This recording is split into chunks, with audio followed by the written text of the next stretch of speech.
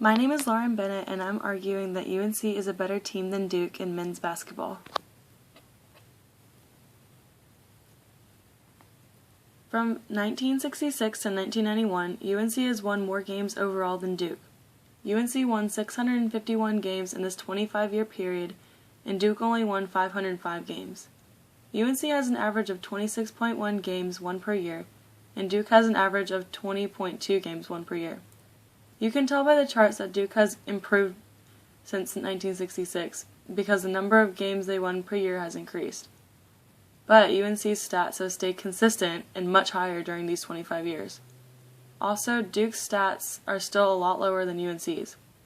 UNC has better stats during this period than Duke, which is why I think they are a better team. I chose to use a histogram and a dot plot graph for each team because it showed the data better than a box plot. The box plot graph wasn't as useful because there were no obvious outliers and not a very large spread of data to be shown. The graphs I used made it easy to tell that UNC had better stats than Duke. The shape of UNC's graphs are fairly symmetrical. There are no obvious outliers. The center of the data is 27 and the mean is 26.1. The spread of the data is 18 to 32. The shape of Duke's graphs are fairly symmetrical as well. There are also no outliers. The center of the data is 20 and the mean is 20.2. The spread of the data is 10 to 37.